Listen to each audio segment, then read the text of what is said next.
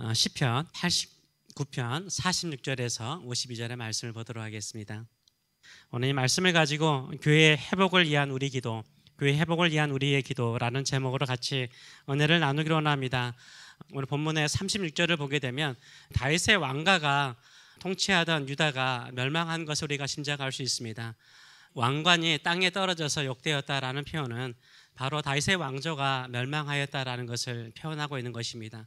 울타리가 파괴되고 요새가 무너지고 모든 것이 약탈당하였다는 모습은 유다가 철저하게 바벨론에 의해서 또 주변 민족들에 의해서 파괴되었음을 설명해 주고 있습니다. 부강했던 유다의 영광도 떠나고 모든 수치와 모욕을 당한 현실을 표현하고 있는 것입니다.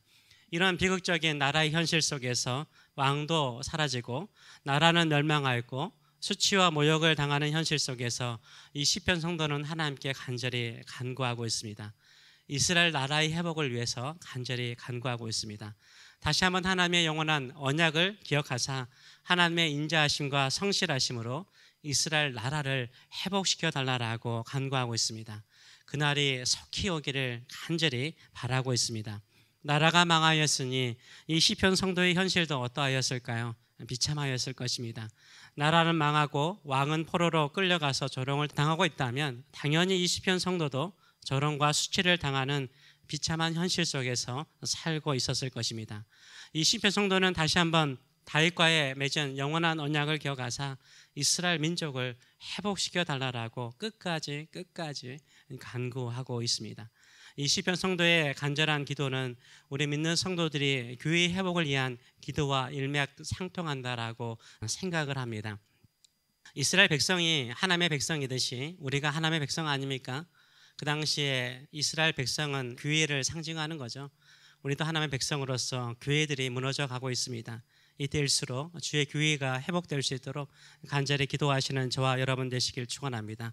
그래서 오늘 시편이요, 우리 성도들의 교회 회복을 위해서 어떻게 기도해야 되는가 좋은 본을 보여주고 있습니다. 주님의 교회는 반드시 승리합니다.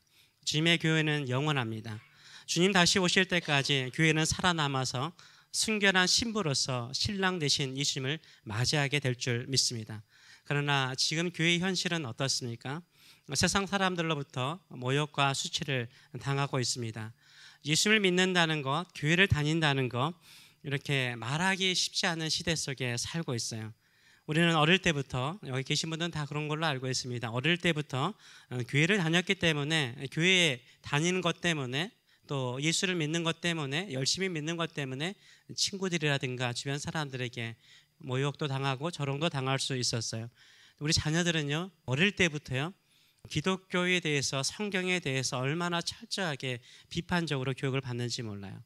그래서 왠지 모르게요, 우리 자녀들하고도 이야기 나누는데 왠지 모르게 교회 다니고 성경이 하나님의 말씀이라고 믿는 것을 부끄럽게 만드는 시대 속에 살고 있어요. 그러니까 우리 아이들이 예수를 믿는다는 것, 교회 다닌다는 것은 그들의 믿음의 아름다운 표현이에요. 그냥 끌려서 오는 것처럼 보일지라도요, 이런 시대적인 환경 속에서, 교육의 환경 속에서 그들이 교회에 나온다는 것은요, 대단한 것입니다. 그래서 항상 격려해 주셨으면 감사하겠습니다. 이렇게 교회가 힘들고 어려울 때 우리는 어떻게 됩니까? 교회 회복을 위해서 기도해야 됩니다. 열심히 기도해야 돼요. 오늘 이 시편 성도도요, 자신의 개인적인 인생의 비극에서 회복해 달라고 간구하기 이전에요, 이스라엘 나라, 다윗의 왕가를 회복시켜 달라고 간절히 기도해요. 하나님의 나라의 회복이 바로 자신의 회복으로 생각하기 때문인 거죠. 교회의 회복이 우리의 회복이 되는 줄 믿습니다. 그런 마음을 가지고 기도하시는 저와 여러분 되시길 축원합니다. 근데 회복의 날이 너무나 멀게 느껴져요. 그래서 더 간절히 이 시편 성도는 기도하고 있습니다. 우리도 우리 자신을 위해서 기도할 내용들은 참 많을 것입니다. 그럴지라도 교회가 먼저 회복되어지면 우리의 삶에도 새로운 역사가 일어날 줄 믿습니다. 교회가 살아날 때 성도들이 살아납니다. 교회가 부흥할 때 성도의 삶도 더욱 살아날 줄 믿습니다. 교회가 부흥할 때 이 세상도 새로워질 줄 믿습니다. 이런 믿음을 가지고 함께 기도하시는 저와 여러분 되시길 축원합니다. 그러면 이 회복을 위해서 우리가 해야 될 기도는 무엇일까요? 이 시편 성도는 두 가지를 기억해 달라고 말하고 있습니다. 첫째는 우리 시대에 부흥을 주소서라고 간구합니다. 이 시편 성도는 하나님께 두 가지를 기억해 달라고 간구를 해요. 이 기억하라는 말, remember라는 단어를 가지고 한번 우리 같이 기도했으면 좋겠습니다. 47절의 말씀을 보게 되면 나의 때가 얼마나 짧은지 기억하소서. 나의 때가 얼마나 짧은지 기억하소서. 하나님께서 다윗에게 언약하신 그 영원한 약속, 거짓말이 아니시고 반드시 그 약속을 이루시는 하나님을 바라보는 기도하는 나의 때가 얼마 남지 않았다라고 말해요. 또 실질적으로 우리 인생이 짧잖아요.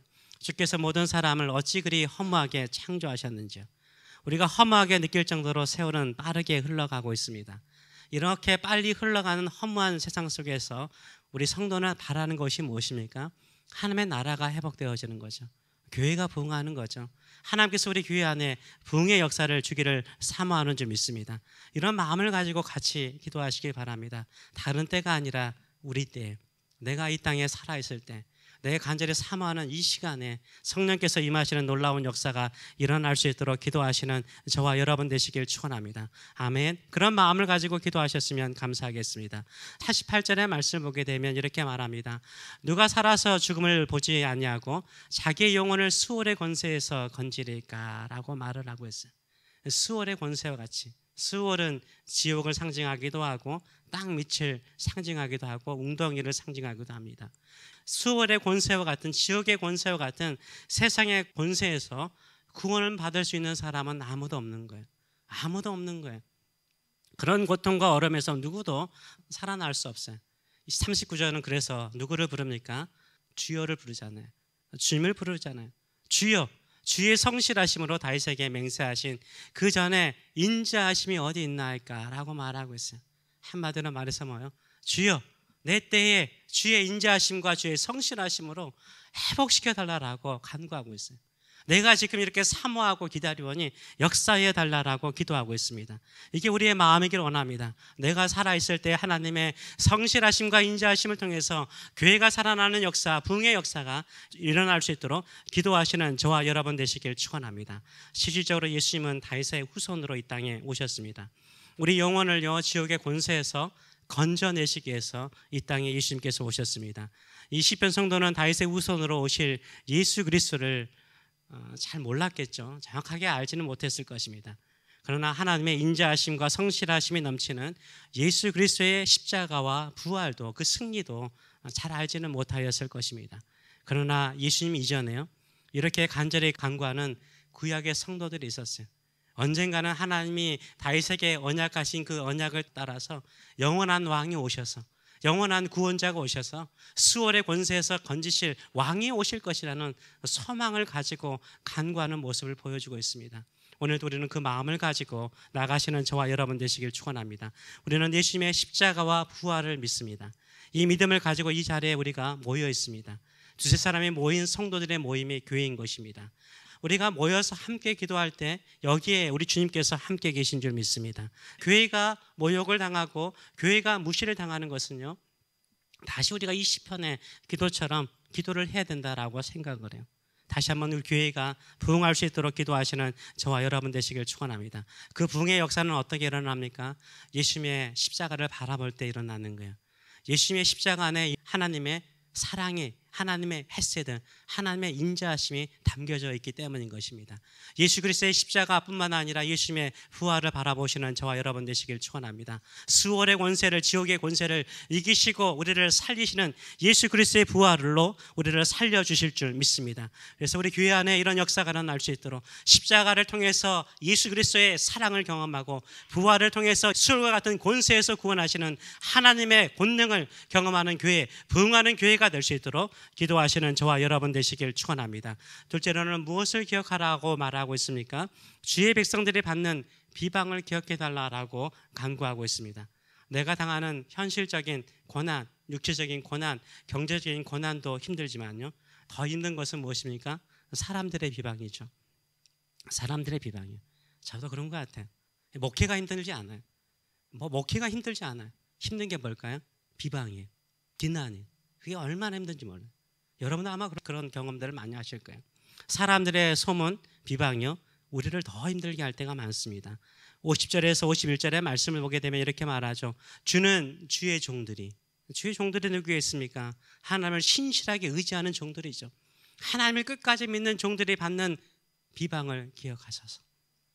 믿는 성도들, 종처럼 주님을 섬기고 주의 말씀을 따라 살고자 하는 성도들이 받는 비방을 기억하셔서 많은 민족의 비방이 내 품에 있사오니, 영어로 보면 all the nations라고 그러잖아요. 모든 민족, 내 주변에 있는 모든 사람들이 나를 비방한대요. 근데 우리가 비방을 받으면요, 그 비방이요, 비난이요, 뭐처럼 느껴져요? 화살처럼 느껴져요. 그렇죠? 화살인데 어디에 박혔어요? My heart, 내 심장에 꽂혔어요. 심장에 꽂히니까 얼마나 아프겠어. 내 품에 있다고 그러잖아요. 그 비방이 화살처럼 내 심장에 꽂히는 거예요. 하나님을 의지하고 하나님을 열심히 섬기면서 주의 말씀대로 살려고 하고 교회의 부흥을 위해서 기도하고 예배의 회복을 위해서 헌신하고 충성하는데, 비방받으면 마치 내 심장에 꽂힌 화살처럼 힘들다라고 말하고 있어요. 그럼에도 불구하고 우리는 어떻게 해야 돼요?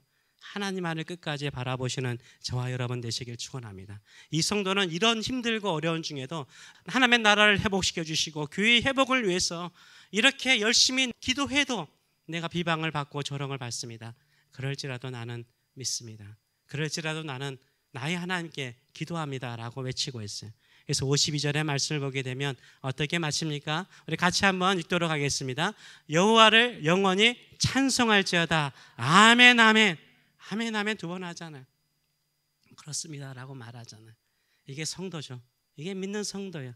하나님께서 반드시 회복할 것을 기다리는 성도, 교회가 회복될 것을 바라보는 성도, 성령께서 임하시는 놀라운 부흥이 일어날 것을 기대하는 성도는요, 마지막까지 뭐하는 성도요?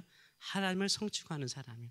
하나님을 예배하는 성도인 줄 믿습니다. 이런 믿음을 가지고 나가시는 저와 여러분 되시길 축원합니다.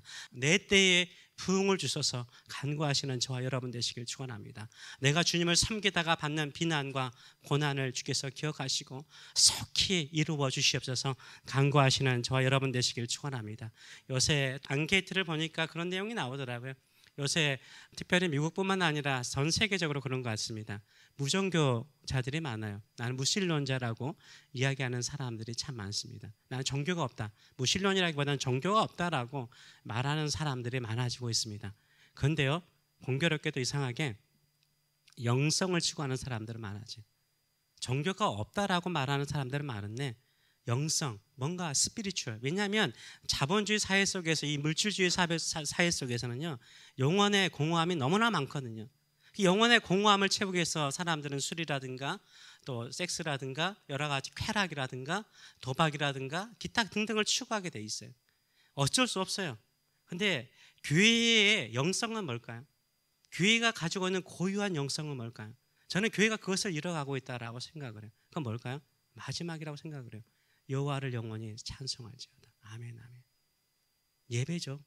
저는 교회가 가지고 있는 찬양과 말씀, 하나님의 살아있는 말씀, 그 말씀을 붙들고 기도하는 그 능력 안에요, 하나님의 놀라운 역사가 일어날 줄 믿습니다. 아멘. 그래서 교회가 회복되는 것은 뭡니까? 예배가 회복되어지는 거죠. 예배가 회복되어지는 거예요. 예배가 회복되어질 때 교회는 부흥하게 되어 있습니다. 교회는 반드시 부흥하게 되어 있어요. 왜냐하면 성령은 어디에 임하셨습니까? 모이는 무리 가운데 임하셨어요. 간절히 기도하며 간구하는 성도들 가운데 임하셨어요. 우리 새교회가요, 계속해서 추구해 나가는 것은 뭡니까? 저는 7년 동안 사역하면서 일기 이야기했잖아요. 참고 기다림의 시기였는데요, 예배 드림이 힘이었어요. 새벽을 깨우는 게 힘이었어요. 그게 힘이었어요. 저는 이 은혜를요, 모든 성도들이 경험하기를 원해요. 그리고 주변에 있는 수많은 사람들이 마음의 공허와 허전함을 가지고 있을 때 예배에 같이 드리기를 원해요. 금요일날 같이 와서 찬양하고 기도하고 또 찬양하고 기도하고 말씀 듣고 기도하고 또 찬양하고 기도함을 통해서 우리 안에 충만하게 임하시는 성령의 역사가 일어날 수 있는 놀라운 역사가 일어날 수 있도록 기도해 주시는 저와 여러분 되시길 축원합니다. 아멘. 주여, 우리는 기다립니다. 언제까지 우리를 기다리게 하시겠습니까? 지금 이 시간에 임하여 주시옵소서. 우리 예배 가운데 임하여 주시옵소서. 약속하신 그 말씀대로 우리 안에 부흥을 주시고 예배가 살아나게 하시고 우리의 믿음이 살아나게 하시고 우리의 기도가 살아나게 하시고 우리의 헌신이 살아나게 하시고 우리의 영혼이 살아나서 주만 바라보게 하여 주시옵소서. 세상도 이길 수 있고 세상의 고난이나 어려움도 이길 수 있고 세상의 비난이나 비방도 이길 수 있는 믿음의 성도로 살아날 수 있도록 우리 가운데 자정하여 주시옵소서. 그 마음을 가지고 하나님을 부릅니다. 하나님을 부릅니다. 하나님을 사랑하는 마음으로 부릅니다. 주밖에 없습니다. 주님 만나는 이 시간 되게 하여 주시옵소서. 감사하며 예수님의 이름으로 기도합나이다. 아멘.